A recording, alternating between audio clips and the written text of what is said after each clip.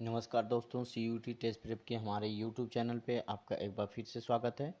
हम environmental science का जो लेक्चर सीरीज चल रही है उसमें लेक्चर 3 में जो यूनिट 1 में जो टॉपिक रिमेनिंग है उनका डिस्कशन करेंगे।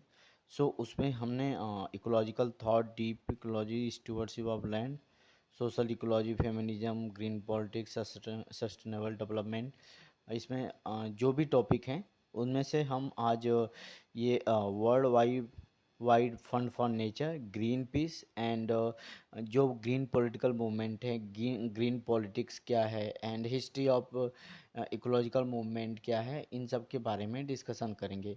और फिर एक वीडियो और आएगी इस सीरीज के इस यूनिट के लिए, जिसमें कि हम सस्टेनेबल डेवलपमेंट और डीप इकोलॉजी और shallow ecology and deep ecology and shallow ecology में भी जो भी डिफरेंसेस होंगे उनका डिस्कशन करेंगे।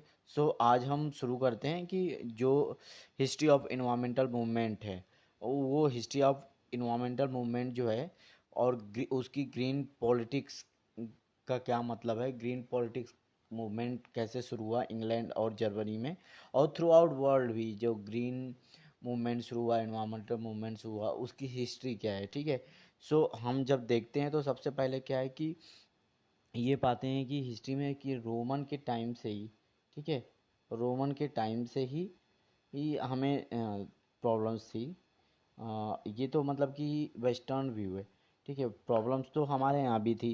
ऐसा नहीं है कि एशिया में या इंडिया में या और भी कंट्रीज़ में प्रॉब्लम्स नहीं थी, USA में या चाइना में, लेकिन रोमन्स उस समय एक बहुत ही पावरफुल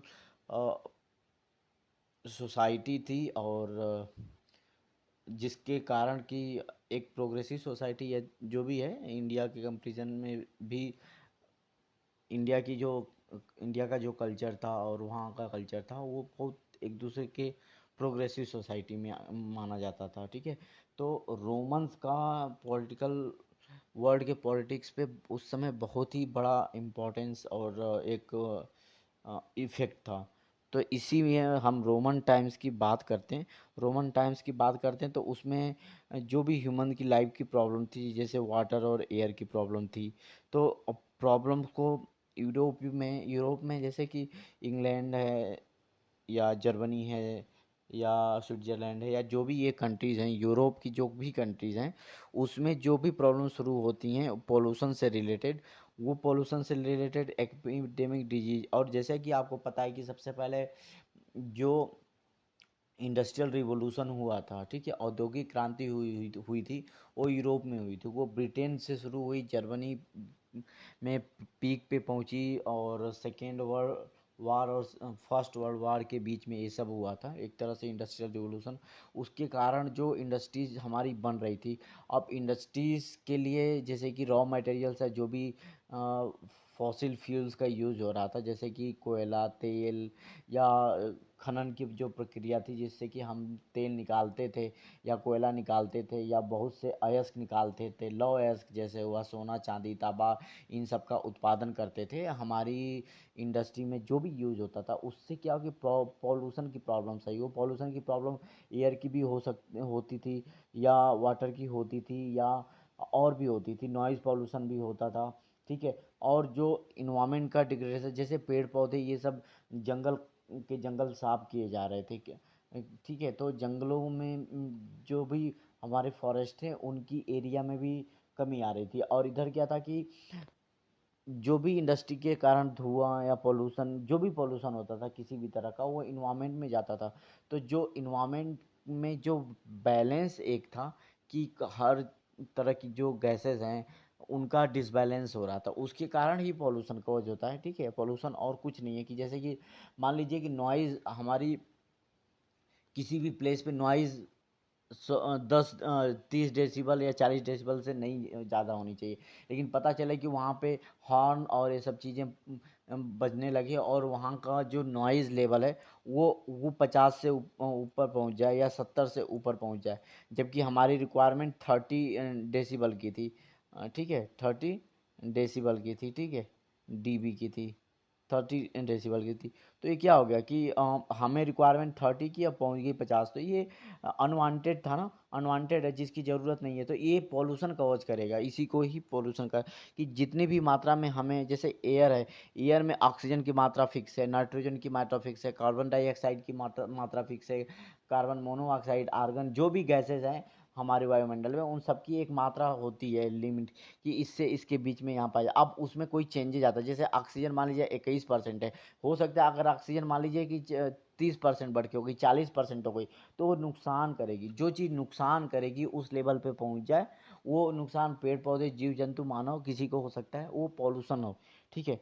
तो ये जो, और उसी तरह से सॉयल की भी जो प्रॉब्लम्स हुई इंडिया, चाइना, पेरू में, और हमारे यहाँ ये जो चीज़ें थी, ये डिस्कशन 2000 साल पहले से ही हो रहा था। ठीक है, ऐसा नहीं कि रोमन्स के समय से हो रहा था तो हम इन्वायरमेंट में, हम तो इन्वायरमेंट को एक तरह से, इन्वायरमेंट को पूजते हैं, नेचुरलिस्ट कहे जाते हैं। ठीक है, हमारी कल्चर बहुत क्लोज रही है नेचर के। ठीक है, वेस्टर्न कल्चर में ऐसा नहीं रहा है। तो लेकिन ये सब जो भी कंसर्न होते थे, क्योंकि उस समय आ, एक डेमोक्रेसी तो होती नहीं थी, राज्य व्यवस्था जो आज के समय चल रही है कि सभी समय में इलेक्टेड गवर्नमेंट आती है, चुनाव होता है। उस समय तो राजा होते थे, तो राजा के समय कौन आवाज़ उठाएगा कि भाई पोल्यूशन तुम कर रहे हो। ठीक है, तो ये सब किसी की हिम्मत नहीं होती थी, तो इसलिए वो, अब अगर राजा थोड़ा सा क्या है कि इन सब चीज़ों पे ध्यान देने वाला है, अच्छा है, जो कि जनता का दुख दर्द समझता है, जो पढ़ा लिखा है, तो वो समझेगा कि नहीं, इंडस्ट्री हमारी ये पोल्यूशन कॉज कर रही थी, इस पे हमें कुछ करना चाहिए। या पानी से लोगों को जो डिजीज हो रही हैं, उससे लोग मर रहे हैं, तो उससे, उसके लिए कुछ करना चाहिए, पोल्यूशन फ्री बनाना है अपने वातावरण को, या पानी को शुद्ध करना है। तो ये राजा के ऊपर निर्भर करता था। इसीलिए क्या है कि जो पब्लिक एक्टिविज्म था, जो पब्लिक है वहाँ मूवमेंट नहीं कर पाती थी। ठीक है, इन्वायरमेंट से रिलेटेड। अब धीरे धीरे ये मूवमेंट स्टार्ट कब से हुआ, जब यूरोप में एक्चुअली में हेल्थ की प्रॉब्लम किसके कारण बिगड़ने लगी, यूरोप और अमेरिका में इंडस्ट्रियल रिवोल्यूशन के कारण, जैसा मैंने पता है। ठीक है, तो अब सबसे पहले जो है अमेरिका में देखिए कि जो फिलॉसफी आती है, वो गिफोर्ड पिंचोट करके एक होते हैं, 1865 से 1946 तक वो यूएसए फॉरेस्ट सर्विस के चीफ रहते हैं। जो कि वो ये सबसे पहले ये बताते हैं कि भाई हमको अपने जो भी रिसोर्सेज हैं, वो किसी, जैसे फॉरेस्ट रिसोर्स है, या तेलों का रिसोर्स है, या कोयला का रिसोर्स है, या कोई भी ऐसी मिनरल्स का रिसोर्स है जो हमारी आवश्यकता है, इंडस्ट्री में यूज होगा, उसका हमको बहुत वाइज यूज करना पड़ेगा। ऐसा नहीं कि मनमाना यूज करना है, उसको हमको मैनेज करके यूज करना पड़ेगा, उन्होंने सबसे पहले ये बताया।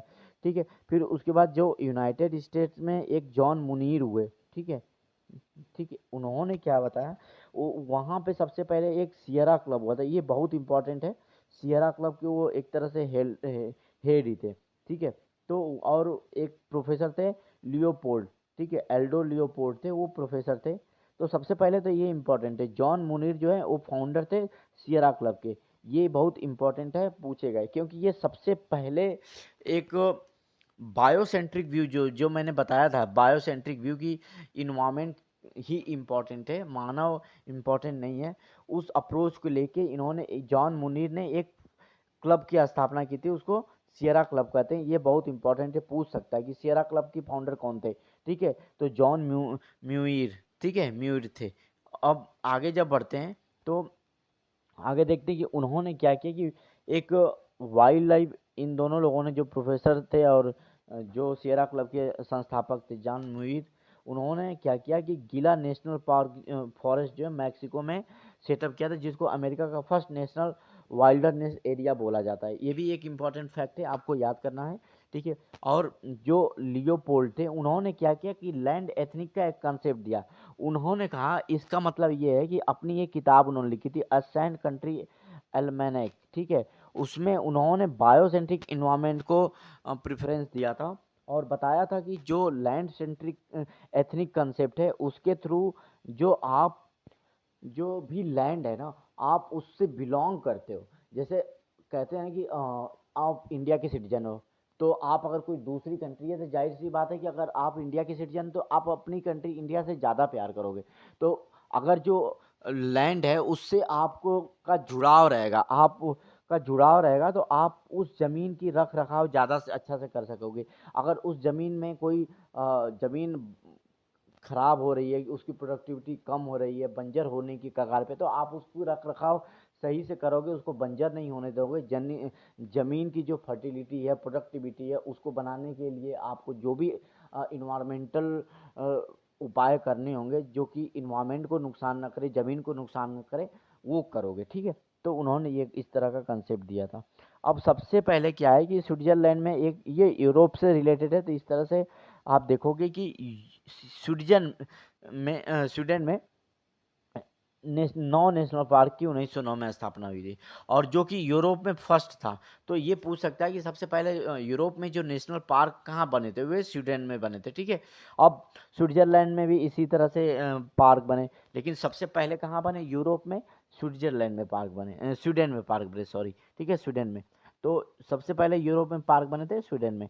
फिर अब जब हम आगे बढ़ते हैं तो देखते हैं कि 1960 के आसपास क्या होता है कि जो भी इन्वायरमेंटलिज्म है वो ग्रीन पॉलिटिकल मूवमेंट का रूप ले लेता है। कि जैसे कि जो अब इन्वायरमेंट इतना इम्पोर्टेंट हो चुका था कि जो पॉलिटिकल पार्टीज थी उन्होंने इन्वायरमेंट के बारे में सोचना शुरू किया। जो अब लोगों के लिए पॉलिसी बनाती थी, जो गवर्नमेंट थी पॉलिसी बनाएगी, वो चुनाव इस नाम पे सोच रहे थे कि लड़ें कि हम आएंगे तो हम इन्वायरमेंट की रक्षा करेंगे, हमारी जो पॉलिसी होगी इन्वायरमेंट फ्रेंडली होगी, हम रिन्यूएबल एनर्जी पे ज़्यादा जोर देंगे, जो भी एफिशिएंट रिसोर्सेज का यूज़ करेंगे ताकि हमारे रिसोर्सेज बचे रहें।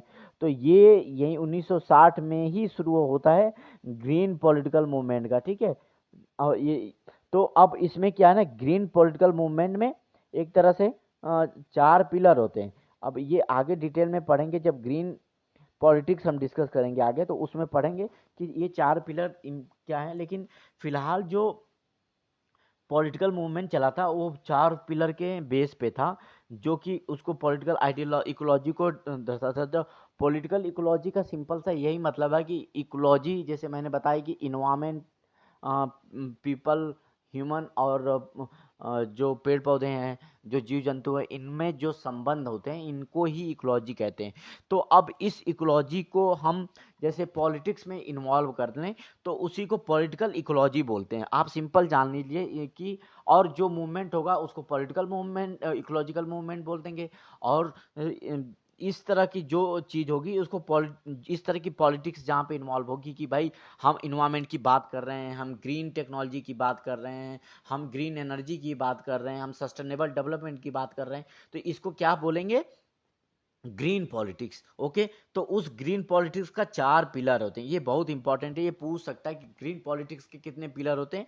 तो 4 पिलर होते हैं, और कौन कौन से होते हैं कि इन्वायरमेंट की रक्षा करना, प्रोटेक्शन ऑफ इन्वायरमेंट, ठीक है। ग्रास रूट डेमोक्रेसी, जो जमीन पे जैसे की डेमोक्रेसी, जमीन पे, एक जमीन का मतलब, ग्रास रूट डेमोक्रेसी का मतलब है कि गांव लेवल की, एक तरह से समझ लीजिए कि एक तो जैसे कि अब पूरे देश की मिला के जो, जैसे कि प्रधानमंत्री का चुनाव होता है, राष्ट्रपति का, ये देश पूरे देश के लेवल की क्या है, डेमोक्रेसी है। फिर उसके बाद क्या, स्टेट लेवल की डेमोक्रेसी आ जाएगी, तो आप मुख्यमंत्री का चुनाव करते हैं, लेकिन आप ग्राम प्रधान का भी चुनाव करते हैं। ये समझ लीजिए कि इसी को ही ग्रास रूट डेमोक्रेसी कहते हैं। बस इतना सिंपल सी भाषा में समझिए, ठीक है। अब आगे जो है कि अब सोशल जस्टिस भी एक पार्ट है कि भाई समाज में अगर कोई दबा कुचला है या गरीब है, उसको कोई मदद की ज़रूरत है, ठीक है, तो उसका भी न्याय होना चाहिए, ठीक है। किसी के साथ ऐसा नहीं है कि कोई बड़ा छोटा का भेदभाव हो, ठीक है। तो ये सब चीज़ें नहीं होनी चाहिए।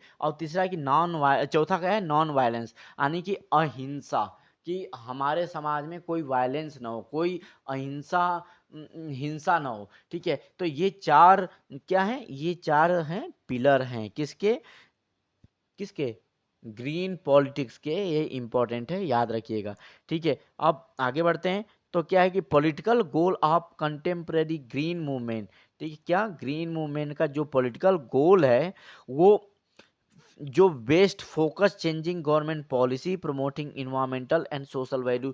क्योंकि क्या था कि ये वेस्ट में इसीलिए शुरू हुआ, जो मूवमेंट ग्रीन शुरू हुआ, क्योंकि सबसे पहले इंडस्ट्रियल रिवोल्यूशन वेस्ट में शुरू हुआ, यूरोप में पूरा, इंग्लैंड से शुरू हुआ, जर्मनी पहुंचा, और फिर यूएसए और जापान उपान भी पहुंचा है एशिया में, लेकिन सबसे पहले इंग्लैंड में शुरू हुआ, ग्रीन जो इंडस्ट्रियल रिवोल्यूशन है यूरोप में फैला, जर्मनी और भी जो यूरोप की इटली इटली इटली जो भी वहाँ की कंट्रीज हैं, जो यूरोप की 28 कंट्रीज हैं, उनमें फैला इंडस्ट्रियल रिवोल्यूशन। तो जाहिर सी बात है, इंडस्ट्रीज बढ़ेंगी तो पॉल्यूशन और इन्वायरमेंट की प्रॉब्लम आएंगी। अब जब इन्वायरमेंट की प्रॉब्लम आएंगी तो वहाँ के कुछ बुद्धिजीवी लोग थे, पढ़े लिखे लोग थे, उन्होंने कहा यार ये तो हम इंडस्ट्री लगाए जा रही है, हमारी लाइफ पे ही दिक्कत आ रही है, इन्वायरमेंट की प्रॉब्लम शुरू हो गई, तो उन्होंने आंदोलन करना शुरू किया। तो ये चीज़ वहाँ से शुरू होती है। तो सरकार ने क्या किया कि फिर जब आंदोलन करना शुरू किया तो अपनी पॉलिसीज में उनको इम्प्लीमेंट करना शुरू किया। तो यही बात यहाँ पे है कि यूरोप में क्या है, और ये चीज़ सबसे कहाँ शुरू हुई कि जो एक 3 माइल आइलैंड है, वहाँ पे उन्होंने ना न्यूक्लियर पावर डेवलपमेंट शुरू किया यूरोप में। तो उसके अगेंस्ट में शुरू, और एक चर्नोबिल जो जगह है ना रसिया में, 1986 में, ये पहले रसिया का पार्ट था, तो 1986 में वहाँ पे आप जब इसको पढ़ोगे, इस पे एक मूवी भी आई, बहुत अच्छी मूवी है, आप उसको देखिएगा अगर आपको टाइम मिलेगा तो। ठीक है। तो 1986 में न्यूक्लियर हादसा हुआ था, लोग सफा हो गए थे एकदम, समझ लीजिए कि बहुत खतरनाक हादसा था। इसीलिए न्यूक्लियर पावर जो है, न्यूक्लियर से पावर जनरेट करना हमारे लिए क्लीन एनर्जी का एक सोर्स तो हो सकता है, लेकिन वो सेफ्टी पॉइंट ऑफ व्यू से भी एक हमारे लिए चैलेंज है। ठीक है। तो हमारे साइंटिस्टों ने तो बहुत अच्छी खोज की, लेकिन हमारे लिए एक चैलेंज ये भी है कि अगर न्यूक्लियर रिएक्टर में कहीं लीकेज हो गई या न्यूक्लियर रिएक्टर जो फट गया, तो समझ लिए आसपास की जो भी पॉपुलेशन है ना, जो लोग रह रहे हैं, जीव जंतु पेड़ पौधे मानव, सब खत्म हो जाएंगे पलक झपकते ही। आपको जो भी जैसे कि जो हिरोशिमा नागासाकी पे जो बम ब्लास्ट हुआ था, बम गिराए गए थे, न्यूक्लियर बम गिराए गए थे, उसका अंजाम तो सबको पता ही है। ठीक है। तो ये ऐसे शुरू हुआ यूरोप में कि भाई न्यूक्लियर पावर डेवलपमेंट के लिए जो गवर्नमेंट साइड पे न्यूक्लियर पावर प्लांट लगा रही थी, उससे शुरू हुआ था एक तरह से। अब अब लेस जो डेवलप्ड इकोनॉमी है वहाँ पे भी शुरू हुआ, वहाँ पे इन्वायरमेंटल मूवमेंट शुरू हुआ था, तो वो इमेंसिपेटरी टाइप का था। हमने पिछले लेक्चर में बताया है कि इमेंसिपेटरी इन्वायरमेंटलिज्म पॉलिटिक्स क्या होती है। वो बेसिकली सोसाइटी में जो भी प्रॉब्लम्स चल रही होती हैं उस पे बेस्ड होती है, ह्यूमन इकोलॉजी पे बेस्ड होती है, ह्यूमन सोशल इकोलॉजी एक तरह से उसको बोलते हैं, जिसमें कि डीप इकोलॉजी जो मैंने पिछले लेक्चर में बताया हुआ है, पूरा कॉन्सेप्ट की डीप इकोलॉजी होता क्या है, डिटेल में हम अगले लेक्चर में डिस्कस करेंगे। तो ये सब जो भी जो लेस इंडस्ट्रियलाइज्ड कंट्री थी या लेस डेवलप कंट्री थी, जैसे कि इंडिया हुआ, तो वहाँ पे इस तरह की मूवमेंट चले, उसको क्या बोलेंगे एक तरह से कि इमेंसिपेटरी इन्वायरमेंटलिज्म या पॉलिटिक्स। जैसे कि इंडिया में एक एग्जांपल लेते हैं, चिपको मूवमेंट हुआ था। चिपको मूवमेंट में क्या होता है, उत्तराखंड में ये एक तरह से महिलाओं के अधिकार को भी बताता था, और जो इन्वायरमेंट की रक्षा करना या पेड़ की रक्षा करने के लिए औरतें वहाँ से चिपक जाती थी पेड़ों से, कि आप पहले मुझे काटोगे तभी पेड़ को काट सकते हो। ये चिपको मूवमेंट था। ठीक है। इसके बारे में पढ़िएगा, ये पूछ सकता है। अब आगे क्या है कि जो भी ग्रीन पॉलिटिक्स शुरू हुई तो क्या हुआ, उसमें इलेक्टोरेट को भाई हमने ग्रीन पॉलिसीज जो भी होंगी वो बताई जाएंगी। ठीक है। ग्रीन पॉलिसीज, इसलिए ग्रीन पॉलिटिक्स शुरू हुई और ग्रीन पार्टीज का निर्माण हुआ, उनके रजिस्ट्रेशन शुरू हुए।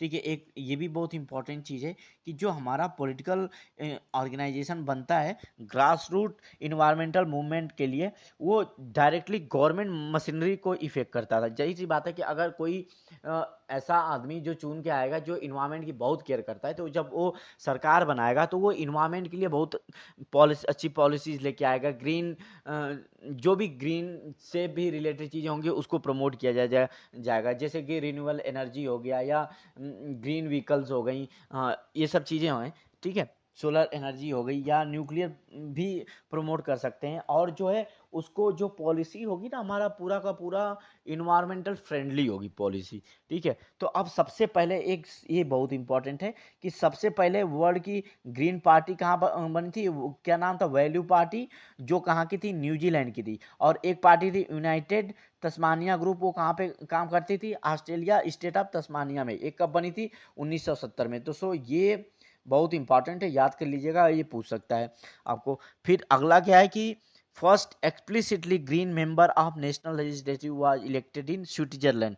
स्विट्जरलैंड में सबसे पहले जो कि जो भी जैसे विधान हमारे यहाँ विधायक या एमपी होते हैं, वहाँ पे भी इसी तरह से होते हैं। तो वो जो नेशनल लेजिस्लेटर में जैसे विधानसभा हमारे यहाँ संसद होती है, स्विट्जरलैंड में भी होती है। तो वहाँ पे जो सबसे पहले चुन के गए थे ना, वो सबसे पहले स्विट्जरलैंड में चुन के गए थे। इस तरह की जो कि ग्रीन पॉलिटिक्स को एडवोकेट करते थे, या जो भी इन्वायरमेंटल सस्टेनेबल फ्रेंडली पॉलिसीज थी उसको वो प्रमोट करते थे। फिर उसके बाद सबसे सक्सेसफुल की बात अगर करें कोई भी इन्वायरमेंटल पार्टी रही है, तो वो जर्मन ग्रीन पार्टी रही है। इसको जर्मन भाषा में क्या बोलते हैं, डाई ग्रूनेन बोलते हैं, और वो 1980 में बनी थी। ये भी बहुत इंपॉर्टेंट है, इसको याद कर लीजिएगा। और इसी पार्टी ने क्या किया था, सबसे पहले एक ग्रीन नाम का, जो कि जर्मन भाषा में ग्रून बोलते हैं, दिया था। कि ग्रीन क्या होता है, सबसे पहले किसने टर्म बताया था, ये जो जर्मन ग्रीन पार्टी है, जिसकी स्थापना 1980 में हुई थी। और एक उसका जो सिंबल था ना ग्रीन पार्टी का, उन्होंने सनफ्लावर सिंबल रखा था ये। और फिर जो ग्रीन ग्रीन वर्ड का जो जिन्होंने ग्रीन वर्ड को दिया था, उनका वो ग्रीन जर्मन ग्रीन पार्टी के फाउंडर के कौन थे, कौन थी, पेट्रा केली थी। पेट्रा केली जो थी क्या थी, वो फाउंडर थी जर्मन ग्रीन पार्टी की। और जर्मन ग्रीन पार्टी का जो सिंबल था वो क्या था, सनफ्लावर था। ठीक है, सनफ्लावर था, सनफ्लावर था। और सबसे पहली जो जर्मनी में सबसे फेमस पार्टी हुई, और जो पूरे एक तरह से ग्रीन मूवमेंट पॉलिटिक्स के लिए सबसे फेमस पार्टी रही, जर्मन ग्रीन पार्टी रही, जिसकी स्थापना जर्मनी में हुई थी 1980 में। ये बहुत इंपॉर्टेंट है, आप इसको याद कर लीजिए। मेरे हिसाब से इस बार एक क्वेश्चन आना ही आना है, ठीक है, तो आप इस पे फोकस करिएगा। मेरे हिसाब से इस पे आने वाला है क्वेश्चन, ये जान लीजिए। ये अब आगे बढ़ते हैं, देखते हैं कि क्या है। अब एक क्या है कि जो वहाँ की जो पार्लियामेंट है ना, उसका नाम क्या है, बंडेस्टैग करके। वहाँ पे ये कुछ वोटिंग परसेंटेज है। उनके एक लीडर थे, जोसेका फिशर थे। वो एक तरह से आगे चल के मतलब कि फॉरेन मिनिस्टर बने। कुल मिला के ये बताया गया कि जो ग्रीन पार्टीज बनी, उनको ऐसा नहीं कि वोट नहीं मिले, या लेकिन ये कि बहुत ज़्यादा वोट नहीं मिले थे। और ऐसा नहीं कि उनके जो लोग थे उनको कोई पद नहीं मिला था, वो फेमस हुए थे और सक्सेसफुल भी हुए थे। ठीक है, तो और जैसे कि यूरोप वूरोप में लोग, जो कि यूरोप में रोम में क्या है कि जो वहाँ के मेयर बने ग्रीन पार्टी से, ये सब चीज़ें हैं। ये एक जनरल चीज़ है कि बता रहे हैं कि इससे ये पता चलता है कि जो ग्रीन पार्टीज थी वो पॉलिटिकल मूवमेंट में बहुत आगे चली गई थी। उनका इफेक्ट हो रहा था, जो सरकार बनती थी। ऐसा भी नहीं था कि अगर वो पार्टी पावर में नहीं है तो जो गवर्नमेंट होती थी वो उनकी बातों को सुनती थी, क्योंकि उनको पता था कि अगर हम उनकी बातों को नहीं सुनेंगे तो लोग उनको वोट देंगे। क्योंकि उनकी बातें भी एक तरह से बहुत जेन्युइन है आज के इन्वायरमेंट में, कि हमको इन्वायरमेंट को भी बचाना है डेवलपमेंट के साथ साथ। ठीक है, तो ये कुल मिला के यही कहना चाह रहे हैं, ये 3-4 लाइनों में। ठीक, अब जो पॉलिसी डेवलप होती थी वो क्या होती थी, और अब इस तरह की पॉलिसी जो फॉरेन पॉलिसी, डिफेंस पॉलिसी या सोशल या इकोनॉमिक पॉलिसी भी डेवलप होंगी ना, तो अगर कोई सरकार इन्वायरमेंट को फेवर कर रही है, कोई ऐसा सरकार चूज करके आ रही है जिस जो ग्रीन पार्टी मूवमेंट में ग्रीन जर्मन ग्रीन पार्टी थी, अगर वो चुन करके आ जाए, जाहिर सी बात है कि उसकी डिफेंस पॉलिसी हो या सोशल पॉलिसी हो या इकोनॉमिक पॉलिसी हो, कोई फॉरेन पॉलिसी इवन होगी, तो यही कहेगी हर जगह वो ग्रीन और इन्वायरमेंट को सेव करने की बातें कहेंगी। ठीक है, ये चीज़ें। अब इसकी वैल्यू जो इलेक्टोरल पॉलिसीज पे बढ़ती गई, इन्वायरमेंट की का डिस्कशन बढ़ता गया। ठीक है, अब उसमें क्या हुआ था कि इससे क्या होता है, इससे फ़ायदा क्या होता है कि लोगों के अंदर इन्वायरमेंट को सेव करने का अवेयरनेस आता है, पब्लिक अवेयरनेस आता है। ठीक है, और जो ट्रेडिशनल पार्टीज थी वो भी अपने मैनिफेस्टो में अपने इलेक्टोरेट को लुभाने के लिए, उनसे वोट लेने के लिए ग्रीन मूवमेंट को सपोर्ट करने लगी। इन्वायरमेंट को सेव करने के लिए उसकी एटलीस्ट बातें तो करती थी। हो सके भले इन्वायरमेंट को सेव करने के लिए काम ना करें, लेकिन बातें करना शुरू किया था। इसका फायदा ये हुआ था और लोगों के बीच में अवेयरनेस हुई थी। ठीक है, सो अब जो ये अब ब्रिटेन में क्या था, हमको यही पढ़ना है ना कि ब्रिटेन में, जर्मनी में तो हम पढ़ चुके कि जर्मन ग्रीन पार्टी, वो पेट्रा जो हैं, उसकी फाउंडर थी, सनफ्लावर उसका सिंबल था, 1980 में उसकी स्थापना हुई थी, वो बहुत इंपॉर्टेंट है। उसी तरह से जो जर्मन ग्रीन पार्टी थी, उसने लोकल लेवल पे ब्रिटेन में काफ़ी सफलता प्राप्त की थी, ठीक है। लेकिन वो जो है कि नेशनल लेवल पे उतना कुछ बहुत ज़्यादा यूरोपियन पार्लियामेंट में कुछ खास कर नहीं पाई थी, ठीक है। अब ब्रिटेन में यही था, तो इसीलिए ब्रिटेन का तो नहीं, जर्मनी की वो जो पार्टी है वो बहुत इंपॉर्टेंट है। अब उसी तरह से कुछ इंटरनेशनल ऑर्गेनाइजेशन आते हैं, जैसे कि इन्वायरमेंटल ऑर्गेनाइजेशन, जैसे कि ग्रीन पीस है जिसके बारे में हम पढ़ेंगे, फ्रेंड ऑफ द अर्थ है, और world wild life fund for nature है, WWF बोलते हैं जिसको। तो हमको ग्रीन पीस और वर्ल्ड वाइल्ड लाइफ फंड को अपने सिलेबस में पढ़ना भी है। तो ये इंटरनेशनल ऑर्गेनाइजेशन कुछ उभर के आते हैं जो कि environmental degradation, environmental protection, conservation पे काम करते हैं, ठीक है। और इनका ये जो इंफॉर्मेशन है वेरियस कंट्रीज के बीच में शेयर करते हैं कि आपके देश में फॉरेस्ट में इस तरह की दिक्कत है, इन्वायरमेंट में इस तरह की दिक्कत है, उसको कैसे दूर करना है, ये सब चीज़ों को ये इंटरनेशनल ऑर्गेनाइजेशन शेयर करते हैं। अब यहाँ पे देखिए दो चीज़ सबसे इंपॉर्टेंट है कि 1972 में United nation conference on human environment हुई थी। कहाँ पे हुई थी? स्टॉकहोम में। ये सबसे पहले हुई थी कॉन्फ्रेंस। और जो ये 5 जून का जो हम इन्वायरमेंट डे मनाते हैं ना, वो यहीं से शुरू हुआ था, ठीक है। तो अब इसमें क्या क्या डिस्कशन किया गया था कि जो बर्निंग ऑफ फॉसिल फ्यूल है, जो हम डीजल पेट्रोल ये सब जलाते हैं, उस पर कैसे रोक लगाई जा सके। जो भी स्पेसीज हैं जैसे टाइगर हैं, आज इनकी मात्रा कैसे, जनसंख्या कम हो गई है। जो शेर हैं वो केवल गिर फॉरेस्ट में ही अब पाए जा रहे हैं, कुछ जीव जंतु हैं, पेड़ पौधे विलुप्त हो गए हैं। तो ये जो इंडेंजर्ड है, इसी को इंडेंजर्ड कहते हैं। तो इनकी रक्षा कैसी की जाएगी, या जो हजार्डस वेस्ट हैं, जैसे कि जो खतरनाक हमारे जैसे कि न्यूक्लियर से या प्लास्टिक से, ये सब जो पोल्यूशन है, इनको कैसे हम मैनेज करेंगे, ठीक है। न्यूक्लियर वेस्ट और आर्म कॉन्फ्लिक्ट में जैसे बम, गोला बारूद, टैंक, ये सब फुट लड़ रहे हैं लोग, तो ये सब तो क्या कर रहा है, पॉल्यूशन ही तो निकल रहा है, ये हजार्डस ही तो है। तो इसको कैसे हम मैनेज करेंगे। तो 1972 में यूनाइटेड नेशंस, तो जैसे कि संयुक्त राष्ट्र संघ आपको पता होगा, तो उसने एक कॉन्फ्रेंस की थी, उसका नाम था United nation conference on human environment. वो कहाँ हुई थी? स्टॉकहोम में हुई थी। और वो किस सन में हुई थी? 1972 में। ये इंपॉर्टेंट है कि पूछ देगा कि सबसे पहले कॉन्फ्रेंस इन्वायरमेंट को लेके कहाँ पे हुई थी? स्टॉकहोम में। किस सन में? 1972 में। और उसका नाम क्या था? United nation conference on human environment. इस कॉन्फ्रेंस में सबसे पहले हम इन्वायरमेंट पे फोकस करते हैं एक वर्ल्ड लेवल पे। यहाँ पे करीब करीब जितनी वर्ल्ड की कंट्री थी सभी पार्टिसिपेट की थी। अब इसी के 20 साल बाद जो है एक फिर से यूनाइटेड नेशन कॉन्फ्रेंस करता है। उसका नाम क्या होता है? United nation conference on environment and development, ठीक है। तो 20 साल बाद 1972 में जो कॉन्फ्रेंस हुई थी स्टॉकहोम में, जिसका नाम था United nation conference on human environment में, अगले 20 साल बाद एक कॉन्फ्रेंस होती है, उसको अर्थ समिट भी कहते हैं, ठीक है। क्या कहते हैं? अर्थ समिट भी कहते हैं। अर्थ समिट वो कहाँ पे होती है? रियो डी जेनेरियो में, ब्राजील में होती है।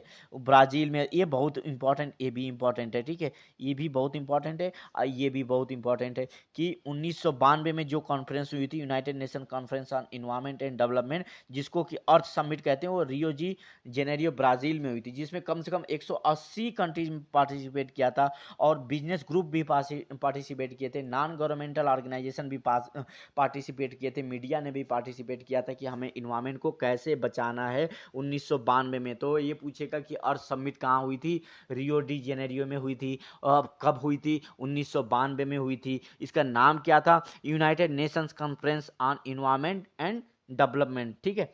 तो ये भी बहुत इंपॉर्टेंट है, इसको याद करिए, ये दोनों चीज़ें बहुत इंपॉर्टेंट है, ठीक है। अब जो 21st सेंचुरी की प्रॉब्लम्स है, वो पिछली सेंचुरीज की प्रॉब्लम्स के तुलना में और ज़्यादा बढ़ गई इन्वायरमेंट की। और उसके मूवमेंट भी उसी तरह से बदलते गए। उनके जो मूवमेंट थे भाई, जो 18वीं शताब्दी में मूवमेंट रहा होगा, या उसका कंसेप्ट रहा कि हम ऐसे प्रोटेस्ट करेंगे, ऐसे गवर्नमेंट को बताएंगे। अब इस समय तो ऐसा नहीं है कि उस तरह की प्रॉब्लम्स हैं। अब तो टूरिज्म बढ़ रहा है तो उसकी भी प्रॉब्लम आ गई, ट्रेड फाइनेंस इन्वेस्टमेंट बढ़ रहा है तो उसकी भी, वार हो रहा है तो उसकी भी प्रॉब्लम आ गई। अब उसको कंजर्व कंजर्वेशन प्रिजर्वेशन करना है, पॉल्यूशन कैसे हैंडल करना है, ये बहुत डिफरेंसेस क्रिएट होते हैं। तो इनमें अलग स्ट्रेटजी की जरूरत है। तो फिर से अलग इसी तरह से जो 21वीं शताब्दी का इसलिए जो मूवमेंट था वो अलग हो गया, एक तरह से उसका पूरा का पूरा रूपरेखा ही बदल गई। ठीक है, अब तो हम फिर देखते हैं, ये तो हमारी हिस्ट्री रही। अब ग्रीन पॉलिटिक्स अगला टॉपिक है। जैसे मैं बताया कि ग्रीन पॉलिटिक्स होती क्या है, कि भाई हम पॉलिटिक्स कर रहे हैं, जैसे कि जो भी हमारे देश में इलेक्टोरल पार्टीज हैं, राजनीतिक पार्टियां हैं, वो अगर चुनाव हो रहा है तो चुनाव प्रधानमंत्री का हो या मुख्यमंत्री का हो या प्रधानी का हो या जिला पंचायत का हो रहा, तो उसमें अगर वो ये कहती हैं कि हम इन्वायरमेंट की रक्षा करेंगे, हम जो है कि जो इलेक्ट्रिक व्हीकल्स है उसको बढ़ावा देंगे, हम जो है कि हर वो चीज़ करेंगे जिससे कि इन्वायरमेंट की रक्षा हो सके, तो यही कुल मिला के ग्रीन पॉलिटिक्स, यानी कि कोई भी पॉलिटिकल पार्टी जो इन्वायरमेंट को सेव करने की बात करे वो ग्रीन पॉलिटिक्स कर रही है। ठीक है, आप बस इतना समझिए। तो ग्रीन पॉलिटिक्स को क्या कहते हैं, इको पॉलिटिक्स भी कहते हैं। अब इसका डेफिनेशन यहाँ पे लिखा हुआ है, ये कहता है कि political ideology that aim to foster an ecological sustainable society but often not always rooted in environmentalism, non-violence, social justice and grassroots democracy। जो मैंने 4 पिलर बताए थे, grass root democracy, social justice, non violence and environmentalism, ये क्या था, ये green politics के 4 pillar हैं। आगे देखेंगे। अब क्या है कि चूंकि वेस्टर्न वर्ल्ड में जाहिर सी बात है कि वहीं से ये ग्रीन पॉलिटिक्स शुरू हुई, आपको जो हिस्ट्री में हमने बता चुके हैं। तो ग्रीन पार्टी वहाँ से इस्टेब्लिश हुई और आगे वो और फिर देशों में ग्रीन पॉलिटिक्स शुरू हो गई। ठीक है, तो ग्रीन पॉलिटिक्स का एक्चुअली में जर्मन में जो मतलब होता था ग्रीनेन। ठीक है, ये जो ग्रीन पार्टी थी उन्होंने इसका इसका वो दिया था, ग्रीन पार्टी 1970 के पास में, यानी कि 1980 में स्थापना हुई थी। तो जो पेट्रा थी उन्होंने ही ग्रीन वर्ड का एक तरह से क्या बोलते हैं कि यूज किया था सर्वप्रथम। ठीक है, तो अब जैसे कि ऐसा नहीं है कि ग्रीन पॉलिटिक्स केवल उन्हीं से शुरू हुई, सबसे महात्मा गांधी के जो एथिक्स थे वहाँ उन उसमें भी इंडिया में भी बात होगी। अगर एक चीज़ पूछी जाएगी तो महात्मा गांधी के जो भी एथिक्स थे ना, वो भी ग्रीन पॉलिटिक्स से कहीं ना कहीं इन्फ्लुएंस थे, वो भी ग्रीन पॉलिटिक्स को इन्फ्लुएंस करते थे। और सबसे पहले green politics first began with the conservation and preservation movement such as Sierra Club founded in San Francisco. और सियरा क्लब किसने फाउंड किया था वो ऊपर मैं बता चुका हूँ, आप एक बार देख लीजिएगा हिस्ट्री में। ठीक है, आपको ऐसे याद होना चाहिए ये सब चीज़ें, हाँ, और नोट कर लीजिएगा। अब क्या है कि जो हमने बताया ग्रीन पॉलिटिक्स का 4 पिलर है, अब उस 4 पिलर को सबसे किसने दिया था, डेरेक वॉल। क्या थे, ब्रिटिश ग्रीन प्रोपोनेंट थे ये, मतलब कि एक तरह से इन्वायरमेंटलिस्ट या जियोलॉजिस्ट थे ये लोग, और जो कि इन्वायरमेंट की काफ़ी केयर करते थे। तो उन्होंने 4 जो इम्पोर्टेंट ग्रीन उसके ग्रीन पॉलिटिक्स का क्या है, 4 पिलर है। ग्रीन पॉलिटिक्स का क्या है, 4 पिलर, 4 पिलर किसने दिया था, डेरेक वाल ने। 4 पिलर किसने दिया था, 4 पिलर डेरेक वाल ने। वो किस कंट्री के थे, किस कंट्री के थे, ब्रिटेन के। ठीक है, ये याद कर लीजिएगा। और ये 4 पिलर क्या हैं, ये हैं ecological wisdom, social justice. Ecological wisdom मतलब क्या हो गया कि जो हमारी इकोलॉजी है उसको कैसे प्रिजर्व करना है, उसकी बुद्धिमत्ता। ठीक है, सोशल जस्टिस भी हो, सामाजिक न्याय हो, और अहिंसा हो, नॉन वायलेंस हो, ग्रास रूट की डेमोक्रेसी हो, निचले की जो भी हमारी डेमोक्रेसी होती है वो। और ये 4 पिलर हो गए। ठीक है, अब आगे क्या है, ये 4 पिलर यहाँ पे आपको बताए गए हैं। इकोलॉजिकल विजडम सबसे एक तरह से एक सबकी छाया बन के होती है। और ये, ठीक है, social justice, grass root democracy, non violence, इसका मतलब मैं बता चुका हूँ आपको। ठीक है, अब आगे बढ़ते हैं। अब ये जो फिर आगे क्या होता है कि एक कॉन्फ्रेंस होती है 1984 में, कहाँ पे, ग्रीन कमिटी ऑफ करेस्पॉन्डेंस कहाँ होती है, यूनाइटेड नेशंस में। उसमें क्या होता है, ये जो 4 पिलर होते हैं ना उसको 10 की वैल्यूज में कर दिया जाता। तो 4 पिलर तो पहले ही से थे, उसमें 6 चीजें और जोड़ देते हैं, तो उसको क्या बोलते हैं, 10 की वैल्यूज बोलते हैं। तो 10 की वैल्यूज कहाँ पे होती है, 1984 में 10 की वैल्यू का वो किया जाता है। ठीक है, एक्सपेंड किया जाता है हमारे 4 पिलर को ग्रीन पॉलिटिक्स के। तो उसमें क्या क्या आता है, इकोलॉजिकल विजडम, ये तो 4 पिलर में ही, social justice, non violence, grass root democracy, ये तो 4 पिलर हो गए। क्या हो गए, ये 4 पिलर हो गए।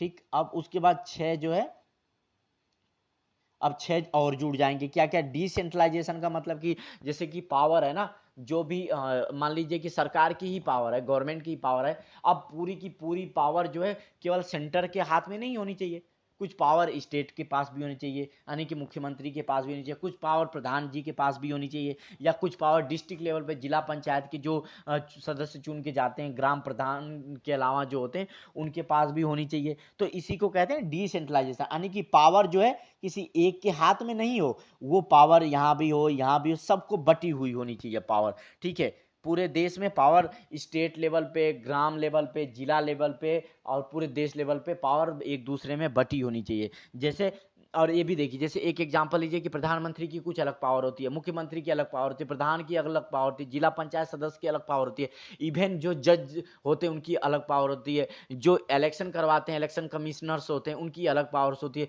जैसे यूपीएससी है उसकी उनके सदस्यों की अलग पावर होती है। ये पावर बटे हुए हैं, इसी को कहते हैं डिसेंट्रलाइजेशन। अब कम्युनिटी बेस्ड इकोनॉमिक्स का मतलब क्या है कि इंडिविजुअल इकोनॉमिक्स नहीं, मतलब कि हमारा जो भी हम काम कर रहे हैं ना, जो भी फैक्ट्री और ये सब चीज़ें लगा रहे हैं, हम पूरे समाज को इकट्ठा करके हम इकोनॉमिक डेवलपमेंट की बात कर रहे हैं, फैक्ट्री लगा रहे हैं, इंडस्ट्री शुरू कर रहे हैं, तो ये आता है कम्युनिटी बेस्ड में। ठीक है, अब पोस्ट पैट्रियार्चल वैल्यू, जिसको हम क्या कहते हैं, इको फेमिनिज्म, हम एथिक्स ऑफ केयर बोलते हैं कि भाई पहले क्या था, पहले ज़्यादा से ज़्यादा जो हमारी जो घर में थे, मेल डोमिनेंस सोसाइटी में ज़्यादा से ज़्यादा मेल लोगों की सुनी जाती थी, औरतों की नहीं सुनी जाती थी, लेकिन भाई अब हमको औरतों की भी सुननी है। ठीक है, ये और उसी से ही सेंट्रल रोल हो जाता है लेडीज़ का, औरतों का, वुमेन्स का, कि वो इन्वायरमेंट में भी, वो समाज की हर फील्ड में आगे आएँ और भागीदारी दें बराबर का, मेन के आदमी और औरत दोनों बराबर हों, ये कंसेप्ट निकल के आता है। 8वां है रिस्पेक्ट फॉर डाइवर्सिटी। डाइवर्सिटी के रिस्पेक्ट का मतलब ये हुआ कि जैसे ऐसा नहीं है कि जैसे 4 धर्म के लोग हैं वो सबको मिल के रहना है, डाइवर्स हो गए ना, एक ही धर्म नहीं है, 4 लोग हैं तो उनको उसकी रिस्पेक्ट करनी है, सबको एक दूसरे के धर्म की रिस्पेक्ट करनी है। और जैसे कि गोरा काला का भेद नहीं होना चाहिए भाई, गोरा भी एक जगह रह रहा, काला भी एक जगह है, जैसे कि इंडियन भी रह रहा, अंग्रेज भी रह रहा है, और साउथ इंडिया का अरे साउथ सॉरी अफ्रीका का भी रह रहा है, तो ये चीज़ें हैं। ठीक है, और मिडिल ईस्ट का भी रह रहा है, तो ये एक ही जगह रहा, कोई दिक्कत नहीं हो रहा, सब एक दूसरे की रिस्पेक्ट कर रहे हैं, तो इसी को कहते हैं डाइवर्सिटी की रिस्पेक्ट करना। ग्लोबल रिस्पांसिबिलिटी, अब देखिए पॉल्यूशन है, एक ही जगह की प्रॉब्लम नहीं है, इन्वायरमेंटल डिग्रेडेशन एक ही जगह की प्रॉब्लम नहीं है, ये पूरी दुनिया की प्रॉब्लम है, इसीलिए भाई सबको रिस्पॉन्सिबिलिटी लेनी है, पूरी पूरी दुनिया। और फ्यूचर पे फोकस होना चाहिए कि ठीक है भाई, आज तो हम रिसोर्सेज को यूज करके चले जाएंगे, क्या होगा हमारे आगे आने वाली पीढ़ी का, उसके बारे में भी सोचना है। तो ये 10 कीज वैल्यूज हैं, ये क्या क्या 10 कीज वैल्यूज हैं। ठीक है, ये भी याद रखना आपको, ये इंपॉर्टेंट है, 10 कीज वैल्यूज क्या क्या है। अब फिर 2001 में फिर ग्लोबल ग्रीन्स का क्या होता है, एक ग्लोबल ग्रीन्स की ऑर्गेनाइज होती है। ठीक है, 2010 में 2010 में जो ग्लोबल ग्रीन ऑर्गेनाइज होती है, उसमें क्या निकल के आता है, वो इंटरनेशनल ग्रीन मूवमेंट निकल के आता है, ग्लोबल ग्रीन चार्टर आता है। ग्लोबल ग्रीन चार्टर क्या बोलता है, उसमें 6 गाइडिंग प्रिंसिपल देते हैं, वो 6 गाइडिंग प्रिंसिपल कौन कौन से हैं, ये हैं, देखो 4 तो वही हो गया, तो वो तो कहीं नहीं जाएगा, वो हर में है 4। ठीक है, क्या 4 है, जो 4 पिलर हैं। ठीक है, किसके किसके 4 पिलर हैं, ग्रीन पॉलिटिक्स के 4 पिलर हमारे 10 की वैल्यूज में भी आ गए, और 6 गाइडिंग प्रिंसिपल में भी आ गए। कहाँ आ गए, 6 गाइडिंग प्रिंसिपल में भी आ गए।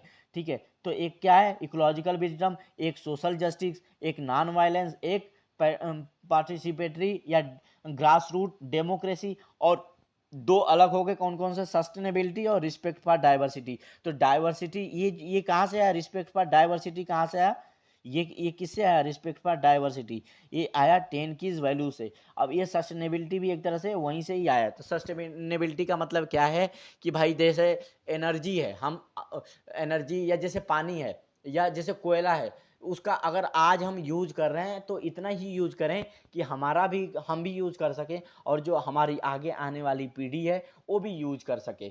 ठीक है, इसी को ही सस्टेनेबिलिटी कहते हैं। तो ये हमारा हो गया 2001 में जो गाइडिंग प्रिंसिपल आए थे 2006, उसके बारे में। ठीक है, तो ये रहा हमारा गाइडिंग प्रिंसिपल।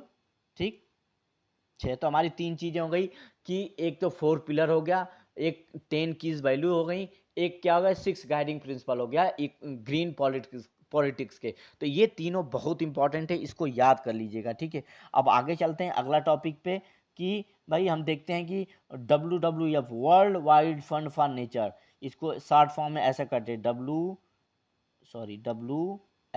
ठीक। WWF क्या कहते हैं, WWF, इसका फुल फॉर्म ये होता है कि world wild fund for nature, ठीक है। अब इसका सिंबल मैंने ये जो लगाया ना इसीलिए लगाया है कि ये रेड पांडा है, क्या है, रेड पांडा है, रेड पांडा, PANDA। ये क्वेश्चन में भी पूछ सकता है, ये पूछे हैं एग्जामों में क्वेश्चंस में कि भाई वर्ल्ड वाइड फंड WWF का जो सिंबल है वो कौन सा जानवर का है, तो वो रेड पांडा का है, ठीक है। ब्लैक नहीं है, ये ब्लैक ऐसा मतलब कि ब्लैक पांडा लगा दीजिएगा आप, रेड पांडा का है। पूछ सकता है कि WWF world wide fund for nature का जो उस पे जो एनिमल दिखाया गया वो कौन सा एनिमल है। ऑप्शन में आ जाएगा ब्लैक पांडा, रेड पांडा, एलिफेंट, लॉयन, तो आप लगाइएगा रेड पांडा, ठीक है। और अब देखिए रेड पांडा हो गया। अब इसका जो एक ना मोटो होता है, वो मोटो क्या है, working to sustain natural world for benefit of people and nature, ठीक है। ये भी इंपॉर्टेंट है, पूछ सकता है। अब ये किस सन में बना था, ये 1961 में। ये रट लीजिएगा कि WWF कब बना था, WWF world wild fund for nature, इसका फुल फॉर्म होता है, ऊपर लिखा हुआ है। उसकी स्थापना हुई थी 1961 में, ठीक है।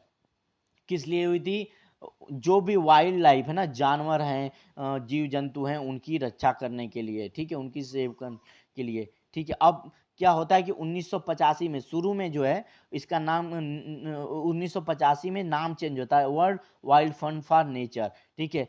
क्योंकि वाइल्ड फंड फॉर नेचर को इसमें क्या होता है, वाइल्ड लाइफ को जोड़ दिया गया नेचर से, ठीक है। पहले था वर्ल्ड वाइल्ड फंड ही था, ठीक है। अब इसको उसमें क्या होता है, नेचर को जोड़ दिया जाता है, सब क्या किया जाता है, नेचर को जोड़ दिया गया, ठीक है। वर्ल्ड वाइल्ड फंड था पहले 1961 में जब बना था, लेकिन 1985 में क्या होता है, 1985 में क्या होता है कि 1985 में वो जोड़ देते हैं नेचर शब्द को जोड़ देते हैं, ठीक है। वर्ल्ड वाइल्ड फंड था 1961 में, ठीक है। 1985 में क्या करते हैं, world wild fund for nature शब्द जुड़ जाता है, world wide fund for nature हो जाता है उसका नाम, ठीक है। तो इसकी स्थापना कब हुई थी, 1961 में। 1985 में उसका नाम चेंज हो जाता है, बस उसमें नेचर जुड़ जाता है, ठीक है। और ये क्या है, ये इंडिपेंडेंट कंजर्वेशन ऑर्गेनाइजेशन, ये किसी गवर्नमेंट का ऑर्गेनाइजेशन नहीं है, ये इंडिपेंडेंट है, जिसको कि NGO बोलते हैं ना, नॉन गवर्नमेंटल ऑर्गेनाइजेशन। इसका फुल फॉर्म क्या होता है, NGO का नॉन गवर्नमेंटल ऑर्गेनाइजेशन, ठीक है। और ये NGO है एक तरह से, वो भी इंडिपेंडेंट है, जो कि 100 कंट्रीज में काम करती है, किस लिए, नेचर को प्रोटेक्ट करने के लिए और वाइल्ड लाइफ और पीपल को बेनिफिट करने के लिए, ठीक है। अब आगे चलते हैं। इसमें क्या है कि एक सबसे इन्होंने कोएलिशन जो किया है, एक इंपॉर्टेंट चीज़ है, और new deal for nature and people. अगर पूछ देगा ना कि और new deal for nature and people, चूंकि ये पूछेगा जरूर मुझे लगता है, क्योंकि आपके कोर्स में इसका WWF का डायरेक्टली दिया हुआ है, तो इसके जो इनके प्रोग्राम चल रहे हैं ना, जो भी सबसे फेमस प्रोग्राम है उनके बारे में पूछेगा जरूर। तो उसमें से एक प्रोग्राम है, क्या प्रोग्राम है, new deal for nature and people. इसका मतलब है कि ग्लोबल क्लाइमेट डील को, प्लांट को रिकवरी करना है 2030 तक, ठीक है। उसके लिए जितने भी वर्ल्ड के लीडर उडर हैं, जो भी ऑर्गेनाइजेशन है, चाहे बिजनेस हो प्राइवेट हो, सबको एक साथ मिलकर काम करना है। उसका नाम क्या है, a new deal for nature, ठीक है। और ये बिजनेस, गवर्नमेंट, बिजनेस कम्युनिटी सबके साथ मिलकर काम करती है। और ये क्या करती है कि to protect, restore natural habitat, stop mass extension of wildlife, make we consume and sustainable बनाने के लिए काम करती है, ठीक है। कुल मिला के यही है कि ये जो भी हमारी नेचर में जीव जंतु हैं उसकी रक्षा करने के लिए, उसकी अगर कोई दिक्कत हो रही तो उसको सही करने के लिए, इन्वायरमेंट में कोई दिक्कत ना हो उसको सही करने के लिए ये काम करती है। इसका ये 3 मिशन है, ठीक है। ये देख लीजिएगा कि ये कंजर्व करती है बायोलॉजिकल डाइवर्सिटी को, बायोलॉजिकल डाइवर्सिटी कंजर्व करती है, रिन्यूएबल एनर्जी का यूज बढ़ावा देती है, फिर क्या करती है, प्रोमोट करती है पॉल्यूशन को रिडक्शन के लिए और वास्टफुल कंजम्पशन के लिए। ये तीन इसका क्या है, मिशन है। ये भी आपको रट्टा मार लेना है, इसी में से दे देगा कि इसमें से कौन सा मिशन है WWF का। ठीक है, अब आ जाते हैं ग्लोबल गोल पे। इनका ग्लोबल गोल है ये दिया हुआ, ठीक है, इस तरह एक ग्लोबल गोल है कि दुनिया के सभी जो लोग हैं, वो जो भी हमारी नेचर में या इन्वायरमेंट में प्रॉब्लम आ रही है उनको अवेयरनेस हो, वेकअप हो जाएं, जाग जाएं और उसको सही करें, कोशिश करें। ठीक है, और जो भी लाइफ सपोर्ट सिस्टम है ना हमारा नेचर का, उसको भाई हमको लोगों को रियलाइज कराना है कि उसको सही करना है और उसमें जो लॉस है उसको कंट्रोल करना। ठीक है, लॉस को कंट्रोल करना है। ठीक है, अब ये आगे चलते हैं। अब इन्होंने 3 साइंस बेस्ड टारगेट दिए हैं। साइंस बेस्ड टारगेट है कि एक है कि zero loss of natural habitat. तो ये देख लीजिएगा कि 30% सभी लैंड, सी और फ्रेश वाटर का, ये 30% पूछेगा कि कितना percent, 30% zero loss of natural habitat. ठीक है, और क्या है, फिर क्या है, 20% फर्दर मैनेज सस्टेनेबली। तो क्या कह रहा है कि जो zero loss of natural habitat है, कि जो भी लैंड है, धरती है, सी है, फ्रेश वाटर है, उसमें हम ऐसे करें कि 30% एरिया को जी जहाँ ऐसा बना दें जहाँ पे कोई भी लॉस ना हो नेचर का। ठीक है, अब आगे चलते हैं कि आगे क्या है कि 350 मिलियन हेक्टेयर जो भी लैंड डिग्रेड हो गई है उसको 2030 तक रीस्टोर कर लेना है। ठीक है, क्या कर लेना है, 2030 तक रीस्टोर कर लेना है। कितना, 350 मिलियन हेक्टेयर जो भी भूमि खराब हो गई है, उस पर अगर कोई पेड़ पौधा नहीं उग पा रहा है या उस पर खेती नहीं हो पा रही है, वो मानव के कोई काम नहीं आ पा रही या जीव जंतु के कोई काम नहीं आ पा रही, जिससे कि इन्वायरमेंट में दिक्कत हो रही है, तो हमें 350 मिलियन हेक्टेयर जो भूमि है, उस डिग्रेडेड खराब भूमि है, उसको 2030 तक सही कर लेना है। ठीक है, ये दो चीज ये इंपॉर्टेंट है, ये याद रखिएगा। फिर आगे क्या है, जीरो एक्सटेंशन ऑफ स्पेसीज। ठीक है, क्या है, जीरो एक्सटेंशन ऑफ स्पेसीज है दूसरा उसका ग्लोबल गोल है। उसमें क्या है कि जो भी स्पेसीज हैं, heart species extension caused by human activity, यानी कि जो भी जीव जंतुओं का नुकसान हो रहा है, जीव जंतु लुप्त होते जा रहे हैं, उनको रोक देना है। ठीक है, अब उसके लिए ये उपाय दिए गए हैं कि भाई हमें बंद कराना है, जो भी इलीगल उनका ट्रेड हो रहा है, ये सब चीज़ें बंद करानी पड़ेंगी। ठीक, अब आगे चलते हैं। आगे क्या है कि half footprint of consumption and production, कि जो भी हम कंज्यूम करते हैं ना और प्रोडक्शन है, कि 50% of the agriculture and aquaculture production to be sustainably manage and doubling is sustainably manage fishery. ठीक है, कुल मिला के ये समझ लीजिए कि ये कह रहा है कि जो भी हम प्रोडक्शन करते हैं उसको 50% मैनेज करना है कि वो कम हो जाए, सस्टेनेबल हो जाए, ताकि जो भी हम उतना ही, एक तरह से जैसे कि मान लीजिए हम 1 किलो हमें हमारी रिक्वायरमेंट है, हम पैदा कर रहे हैं 2 किलो। ठीक है, हम फिर 2 किलो क्यों पैदा करें, हम उतना ही पैदा करें जितनी हमारी रिक्वायरमेंट है। तो जो 1 किलो 2 किलो पैदा करने में एनर्जी लग रही है, या जो भी उस उसकी रिक्वायरमेंट है पैदा करने में, वो कहाँ से आ रहा है, अल्टीमेटली इन्वायरमेंट से ही तो निकल के आ रहा है। तो हम अगर हमको 1 kg 1 kg पैदा करना है तो हम उतना ही पैदा करें। कहने का मतलब इसका पूरा का पूरा इतना ही मतलब है कि हम 2 kg ना पैदा करें, 2 kg नहीं पैदा करना। ठीक है, हमको 1 kg ही पैदा करना है जितनी हमारी रिक्वायरमेंट है, रिक्वायरमेंट है जितनी हमारी रिक्वायरमेंट है, आवश्यकता है। और फूड लॉस और ये सबको भाई आधा कर देना है। जैसे कि घर में आपने देखा होगा, आदत है लोगों की खाना फेंक देना, नहीं, ये सब चीज़ें बहुत नुकसान होता है खाने का। तो वो सब चीज़ों को एकदम आधा कर देना। जैसे कि समझ लीजिए कि किसी घर में साल भर में 20 किलो खाना नुकसान होता है, तो अब उसको 10 किलो तक ही नुकसान हो, इस तरह का लोगों को अवेयरनेस देना। ठीक, अब और क्या आधा करना, ग्रीन हाउस गैस इमिशन को 2010 के लेवल, मान लीजिए कि 2010 के लेवल पे 5000 किलो CO2 उत्सर्जित हो रही थी 2010 पे। तो हमको 2000 एक्चुअली में ये जो टारगेट है 2030 का है, हमको 2030 तक क्या करना है कि 2010 पे जैसे 5000 उत्सर्जित हो रही, तो उसका आधा कितना होगा, 2500। तो 2030 में 2500 ही उत्सर्जित हो, इसका मतलब ये है। और ये सब चीज़ें याद कर लीजिएगा, इंपॉर्टेंट है, मैं बार बार कह रहा हूँ, ठीक है। अब ये हो गया WWF, world wild fund for nature. अब अगला ऑर्गेनाइजेशन क्या है, ग्रीन पीस है, ये भी इंपॉर्टेंट है, आपके उसमें सीधे सीधे दिया हुआ। अब इसका पर्पज क्या है कि इन्वायरमेंटलिज्म और पीस, जैसे मन रहा है इन्वायरमेंटलिज्म की बात मैं तो बता ही चुका हूँ, पीस का मतलब तो आप समझ ही रहे हो कि कहीं कॉन्फ्लिक्ट ना हो, वार जो जैसे यूक्रेन रसिया में चल रहा है, ये सब चीज़ें नहीं होनी चाहिए, जिससे कि इंसान को और इन्वायरमेंट को जो नुकसान होता है वो कम हो सके। और इसका हेडक्वार्टर क्या है, एम्स्टर्डम में, नीदरलैंड में है, ठीक है, ठीक है।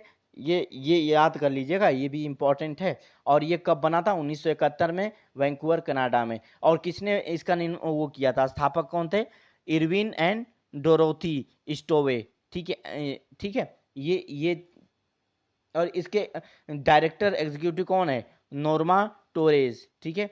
ये इंपॉर्टेंट है, ये सब चीज़ें याद कर लीजिएगा, यही पूछ सकता है, डायरेक्ट हो सकता है, यही पूछ ले और कुछ ना पूछे, ठीक है। अब ये एक्चुअली में शुरू क्या हुआ, क्यों हुआ था, क्योंकि यूएस में ना जो अलास्का आइलैंड है, वहाँ पे वो क्या हो रहा था कि वो न्यूक्लियर टेस्टिंग कर रहे थे, उसकी अपोज करने के लिए 1971 में ग्रीन पीस शुरू हुआ था, ठीक है। अब ये क्या है, 26 इंडिपेंडेंट नेशनल रीजनल ऑर्गेनाइजेशन, कितने कंट्रीज में, 25 कंट्रीज में है, वो अमेरिका, यूरोप, एशिया पैसिफिक में भी है, ठीक है। अब ये जो ग्रीन पीस इंटरनेशनल है, इसका हेडक्वार्टर एम्स्टर्डम में है, नीदरलैंड में पड़ता है, यही पूछ ले और ज़्यादा नहीं पूछे। और ये क्या करता है, कुल मिला के कि पीसफुल प्रोटेस्ट करता है, हाँ, कम्युनिकेशन जो भी गलत हो रहा है उसको एक्सपोज करता है, चोरी चोरी, या जो ग्रीन और पीसफुल फ्यूचर के लिए ये प्रमोट करता है। और ये क्या है कि जो सोसाइटी में जस्टिस नहीं हो रहा है, अनजस्ट हो रहा है, ठीक है, अन्याय हो रहा है, उसको सही करता है, इन्वायरमेंट के प्रति काम करता है, जो इकोनॉमिक सिस्टम है जिससे कि हमारा क्लाइमेट चेंज की क्राइसिस आ रही है उसको सही करता है, यही एक तरह से मेन काम इसका यही है। और इसकी पॉलिसी क्या है कि पीसफुल प्रोटेस्ट के लिए वो करता है, नॉन वायलेंस पे काम करता है, इंडिपेंडेंस है, कोई किसी से, कोई देश के उससे मतलब नहीं है, पार्टी से मतलब नहीं है। और ये किसी से पैसा कंट्रीब्यूशन नहीं करता है, इंडिविजुअल कंट्रीब्यूशन पे काम करता है। ऐसा नहीं कि किसी दूसरी कंट्री से पैसा लेके दूसरी कंट्री में बवाला करवा रहा है, प्रोटेस्ट करवा रहा है, ऐसा कुछ नहीं। और इसकी स्ट्रेटजी क्या है, स्ट्रेटजी देखते हैं, एक चीज डायरेक्ट एक्शन लेता है, इसको लोगों को मोबिलाइज कराता है, गवर्नमेंट के जो भी खराब पॉलिसीज हैं ऑर्गेनाइजेशन की, ये तो उसके अगेंस्ट में लोगों को बताता है कि ये चीज़ें गलत हैं, आपको डायरेक्ट एक्शन लेना पड़ेगा, ठीक है। पब्लिक अवेयरनेस फैलाता है कि, और पॉलिटिकल लॉबिंग करता है, कंट्रोलिंग द मैसेज, ये सब चीज़ें हैं इसकी स्ट्रेटजी, जिससे कि ये environment awareness, peacefully protest करता है, ये सब चीज़ें होती हैं ग्रीन पीस की, ये काम है, इस तरह से स्ट्रेटजी से काम करता है। और ये क्या करता है कि save the planet and it's people, devastating impact of climate change. और ये जो भी रेसिस्ट हैं और इन इक्विटेबल इकोनॉमी है, जो भी हमारा फॉरेस्ट डैमेज हुआ है, डिटेरियोरेट हो रहा है, जो भी हमारा समुद्र है, सागर है, ओशन है, वो खराब हो रहा है, उसमें भी इन्वायरमेंटल प्रॉब्लम आ रही थी, इन सब के लिए ये ग्रीन पीस काम करता है, ठीक है। वो आपको समझ में आ गया होगा।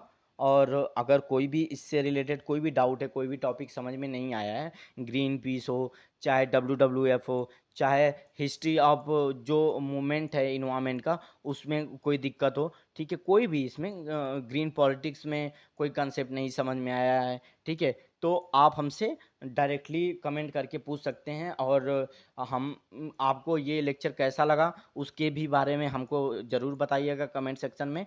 और आपकी जो भी रिक्वायरमेंट है NCUT एग्ज़ाम से लेके, आप अगर उस एग्ज़ाम से रिलेटेड कोई डाउट है तो वो भी हमसे पूछ सकते हैं बेझिझक। तो हमारा अब बेसिकली ये जो यूनिट 1 है ना, यूनिट 1 में दो तीन चीज़ें रह गई हैं कि जो डीप इकोलॉजी है, देखिए, डीप इकोलॉजी ये वाली, और सैलो इकोलॉजी, इसमें डिफरेंस क्या होता है और सैलो इकोलॉजी होती क्या है, डीप इकोलॉजी को उसमें थोड़ा सा डिटेल में देखेंगे। और गैरी स्नाइडर इनका नाम लिया है तो इनके बारे में भी थोड़ा सा जानेंगे, क्योंकि हो सकता है इनकी कुछ किताबें हैं बहुत इंपॉर्टेंट, उससे भी पूछ ले, तो ये देखेंगे। और stewardship of land, Warren Wendell Berry ने जो इस कंसेप्ट दिया है, इसको पढ़ेंगे। और ये दो चीज़ें हमारी एक तरह से रह गई हैं। उसके बाद सस्टेनेबल डेवलपमेंट क्या होता है, तो ये तीन चीज़ें रह गई, एक ये, दूसरा ये, पहला ये। तो अगले में अगले वीडियो लेक्चर में ये तीनों खत्म करेंगे हमारी, जिससे कि यूनिट 1 हो जाएगी। ठीक है, तो तब तक के लिए धन्यवाद, थैंक यू सो मच। जो भी आपकी क्वेरी होगी हमें कमेंट बॉक्स में लिखिएगा, और हमारे चैनल को लाइक शेयर सब्सक्राइब करिए, ज़्यादा से ज़्यादा अपने दोस्तों को बताइए। और आपकी जो भी एग्ज़ाम से रिलेटेड जो भी किसी तरह की प्रॉब्लम हो, हमें अवश्य कमेंट बॉक्स में लिखिए, हम उसका समाधान अवश्य करेंगे। ठीक है, तो उसके लिए हिचकिचाइएगा मत। तो तब तक के लिए धन्यवाद, थैंक यू, स्वस्थ रहिए, मस्त रहिए। ठीक है, थैंक यू।